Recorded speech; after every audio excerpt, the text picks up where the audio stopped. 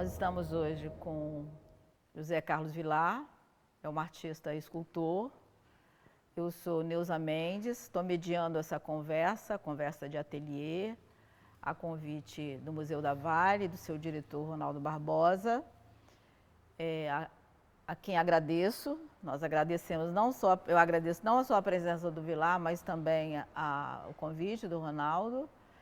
E esse vídeo vai migrar para o site do museu, uma plataforma que tem outros vídeos importantes que falam sobre arte e educação, um instrumento importantíssimo para o professor na sala de aula.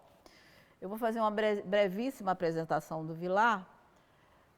O Vilar, José Carlos Vilar, é um artista fundamental para a história da arte contemporânea, da escultura da arte contemporânea no nosso estado. Ele foi professor, vice-diretor e diretor do Centro de Artes ao longo da sua carreira. Criou e produziu o Festival de Verão de Nova Almeida por uma década, de 1989 a 1999. Tem um currículo vastíssimo de exposições e obras em coleções particulares e também em espaço urbano. Para o Vilar, a natureza é a sua maior referência. As preciosas formas dos cristais, as composições do cipó e das matas, tudo tem muita riqueza. Essas imagens norteiam o meu trabalho. É uma fala de Vilar. Vilar, muito obrigado por você ter aceito o nosso convite. E gostaria que você começasse falando sobre a sua origem, o seu habitat e como foi o seu encontro com as artes visuais, ou as artes plásticas, que no nosso período era belas artes ainda, né, Vilar? Belas artes, sim. Pois é, Neuza, eu sou filho de uma família, né, humilde lá de Aribiri, por onde morei, né, por toda a minha vida lá em Aribiri, tá? Nós éramos em 10 irmãos, correto? Eu, o segundo mais velho, e onde trabalhávamos em família para poder ajudar o sustento da família. Entendeu? Meu pai era funcionário público e não dava conta de sozinho manter toda essa turma, né? Tinha que pagar a escola, né, alimentação, enfim. E nós trabalhávamos com horta, uma horta que um espaço lá de mais de 2.000 metros quadrados, onde trabalhávamos, né, todos os dias, além do estudo, nas horas vagas a gente ia para a horta trabalhar, para vender os produtos em feira, né, na rua, tá? E foi nesse período que depois eu revendo o porquê da minha trajetória como artista, o porquê da escultura, que eu vim a perceber que eu já fazia esse trabalho de escultura, já tinha esse olhar mais criterioso e mais formal, já na adolescência, pré-adulto, tá entendendo? Onde fazíamos os canteiros, né, para as verduras, canteiros imensos, de 4, 5 metros de comprimento, quase 1 metro de largura, isso fazia uns 4, 5 desses durante o dia. Eu fazia num esmero, num capricho, que eram verdadeiras instalações, que eu penso um dia retomar isso, tá entendendo? Era bacana. Né, na feira eu fazia, eu tinha o atrativo de estar enfeitando a minha banca lá com as raízes, com inhame, né, com as coisas que fazia as formas para criar um atrativo e as pessoas se interessarem em chegar. Isso era muito interessante, assim. A escultura já estava no cerne dessa... entendeu? Eu acho que talvez... Eu comecei a me descobrir o porquê da escultura. Eu já fiz essa pergunta para mim, o porquê da escultura? Se eu não tinha essa tradição. Né? Eu era moleque de rua, entendeu? Nas horas vagas de roubar fruta, de brigar, de jogar futebol, essas coisas todinhas, entendeu? E não convivia com pessoas que tinham essa formação em arte. Nem sabia o que era uma galeria, estou um pouco um museu, entendeu? Enfim, aí vejo, eu tenho essa afinidade de fabricar brinquedos, carrinho de latas para vender, enfim. E depois, meu pai, né, tinha um tio, esse era um tio-avô mesmo, que ele fazia poesia de cordel, construía rabeca nordestino, fazia rabeca, entendeu? Muito sensível a essas coisas. Eu cheguei, tive o prazer de conhecê-lo, né, com quase 100 anos de idade, muito lúcido, enfim. E outro tio do meu pai, irmão desse, né, também, do meu tio-avô, meu pai acompanhava na década, eu acho, de 20, 30, tá? Ele era um exímio construtor pedreiro, onde ele fazia daqueles frontões das casas, aqueles ornamentos, tá? Aquelas flores, aqueles ramos com a data, o nome da família, que era esculturas, eram relevos, tá entendendo? Então, eu acho que já estava aí, estava, né? Fazendo essa sondagem, tá entendendo? Eu acho que tem por aí. E o desejo de ir para a Escola de Belas Artes, como foi? Foi difícil, porque pessoas da minha geração, tá, o interesse, né, da família, né, era que o filho tivesse um DR antes do nome, fosse um doutor, ou fosse advogado, ou fosse, né, um médico, um engenheiro. E eu rompi com esses preconceitos, tá entendendo? Eu fui o único homem lá na turma do cursinho que ia fazer artes, entendeu? Só a mulher e eu, entendeu? Segurando essa peteca, tá entendendo? Fiz o curso, eu agradeço muito aos meus pais por eles terem me incentivado, me deram força para isso aí. Depois ficaram super orgulhosos, porque eu sempre levei muito a sério o curso, me dedicava ao máximo ao curso, e foi me sobressaindo, tá entendendo? Então, foi motivo de orgulho para eles e para mim, entendeu? Eu soube, né, como é que eu entrei na faculdade. Eu sabia que tinha uma faculdade de Belas Artes, tá? Aí, eu sempre trabalhei por conta própria. Eu tive sempre uma habilidade muito grande de domínio das artes gráficas. Então, nessa época não tinha, né, computador para você editar texto, frases, enfim, qualquer coisa assim. Isso era montado, ou você desenhava a letra, de acordo com o tamanho da letra, ou você ia para a gráfica fazer essa composição.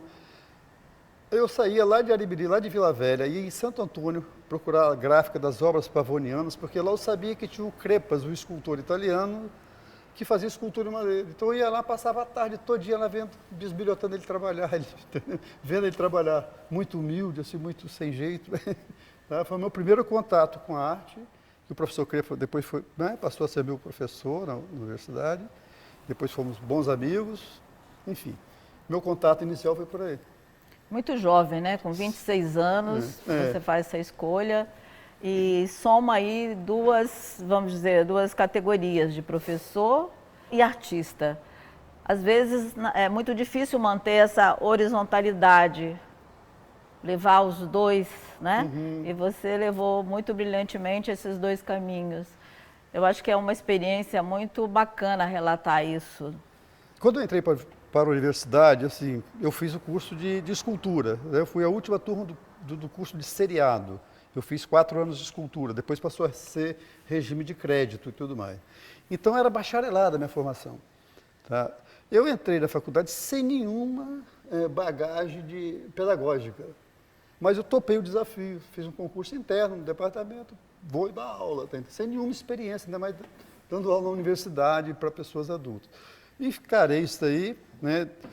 E fui aprendendo a cada ano, fui aprendendo, amadurecendo, mas eu sempre achava o seguinte, para eu ensinar escultura, eu tinha que ser escultor, tá entendendo? Então eu me via como professor naquele momento que eu estava fazendo a chamada, que eu estava com a pauta na mão, aí o professor Vilar, tá? Fazer a avaliação final, dar a nota, tá? O professor Vilar. Mas durante o desenrolar do curso, era um artista um pouco mais experiente, tá?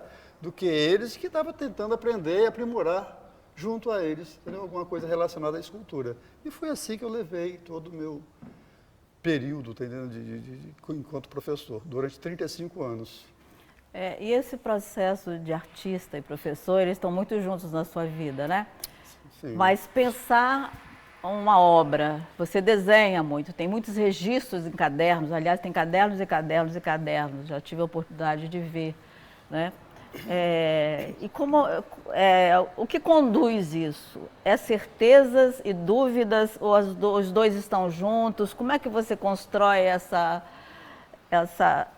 como é que ela se dá nesse contexto de observação, de laboratório, até chegar num objeto que você denomina como uma finalização? Essa dúvida e certeza, como é que eles vão andando aí? Que se coadunam, né?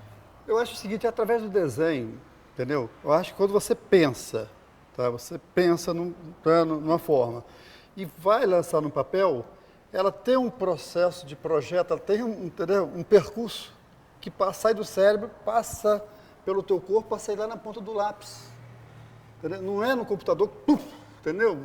O toque está muito sincronizado com o pensamento. E às vezes muita coisa sai uma imagem que está pronta, não é a sua.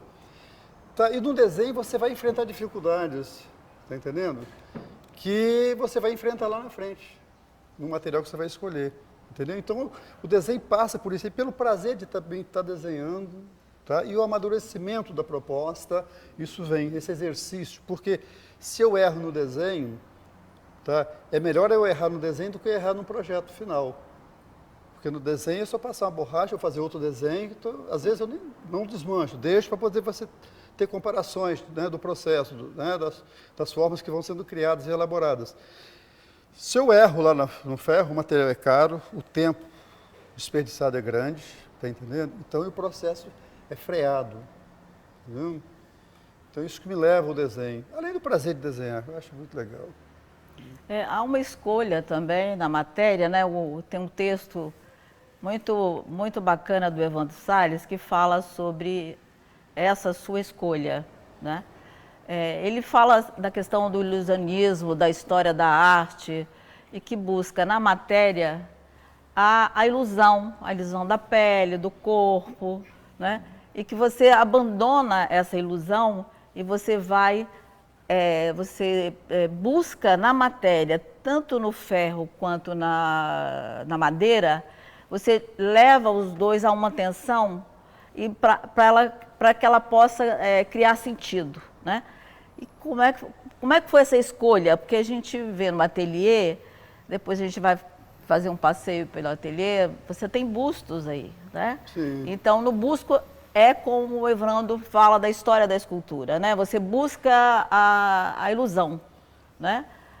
E a matéria que você lança a mão, ela tem a matéria em si, ela, né? A pergunta dos meninos, inclusive no ateliê, se você que vai fazendo essa interferência ou o tempo? Não, ela se dá no tempo. Como é que você chegou a essa escolha? Como é que ela se apresentou para você? De você abandonar né, aquilo que é uma tradição, não é só na inovação, mas a partir dessa matéria buscar sentido, trazer isso para o campo da arte. Eu sempre gostei muito de desafios, tá? Eu sou movido a desafios, tá? Eu acho que se eu não fosse artista, plástico, eu ia ser esportista, eu gosto muito, e esporte tem muito essa coisa de desafio. Enfim, nas artes também ela me traz isso, tá? Eu procuro, na verdade, assim, dar ênfase a toda essa materialidade que permeia meu trabalho, tá entendendo? Tá, eu falo que meu trabalho não tem maquiagens, tá entendendo? Eu acho que é assim que a vida tem que ser, entendeu? Cabelo branco, a ruga chega. E minha escultura transmite muito isso aí, tá? Você vai ver que é ferro. Tá? Eu não vou esconder, entendeu?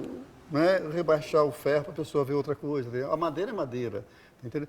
Então eu procuro desconstruir, às vezes, a tensão que há, tá, nessa matéria, que está impregnada, que é natural dessa matéria, eu procuro desconstruir isso através da poética, da poesia da forma, tá entendendo? Então eu acho que... Tá aí o método, né? É o método, tá entendendo? Brincar um pouco, abusar da lei da física, trazer esses materiais tão pesados que tendem à base, ao chão, eu coloco eles lá em cima leve, flutuando, tá entendendo? Mas, né? Você vê que é um material pesado, tá? Como a gente falou há pouco, isso daqui, como é que você dobra, entendeu? Então é uma dobra, tá projetada aqui, né? E sem descaracterizar o ferro, tá entendendo? Então é um ferro, e você não vê solda ali, é dobrado realmente, tá entendendo? Então brinco um pouco com esse ilusionismo, né? Eu acho legal demais, que cria uma certa curiosidade. Além do impacto formal, tem essa coisa do impacto construtivo, que eu acho isso legal, tá entendendo? Eu acho que o meu trabalho é por aí. E tem essa artesania, que eu acho que é enriquecedora do meu trabalho. Ele não vive sem essa artesania, esse envolvimento seu, esse desafio, matéria e artista. Os dois se fundem, se complementam, tá entendendo? Essa artesania é uma marca muito preciosa no trabalho, né? Sim. E você já relatou algumas vezes que há momentos, e há muitos momentos, onde não há um instrumento, isso que você fala, que o lápis, né? Uhum. A ideia sai, passa pelo lápis ao instrumento. muitas vezes você não tem esse instrumento, você precisa fabricar esse instrumento para que ele possa dar conta daquela ideia que você, né, fala sobre isso, que é muito bacana. Quando você lança a mão de terceiros para poder você viabilizar o seu trabalho, você sofre muito com isso aí, entendeu? Então, eu gosto de concentrar, não é que eu seja centralizador, mas eu gosto de concentrar todas as ações do meu trabalho, pertinentes ao meu trabalho, aqui no meu local de trabalho, tá entendendo? Então, eu gosto de dar conta de tudo. Se tem que pintar, se tem que dobrar, tem que furar, enfim, usinar, eu procuro fazer tudo isso aí. Em determinadas situações, tá entendendo? Até mesmo porque o Brasil não é um país que tem essa tradição da escultura como teve na Europa, onde você vê ferramentas, digamos, para madeira de tudo quanto é natureza, né? Então, no Brasil, você tem que adaptar, entendeu? De acordo com o seu conhecimento, ferramentas que você tem que utilizar para determinado tipo de trabalho. Porque as convencionais do mercado, que vai atender uma outra demanda de trabalho, natureza de trabalho, não são apropriadas para aquele fim. Então, eu já fiz muitos formões para escultura, tá entendendo? Ferramentas para cortar ferro, entendeu? Então, esse lado também do ferreiro é gostoso, é legal de fazer, tá? Gosto muito.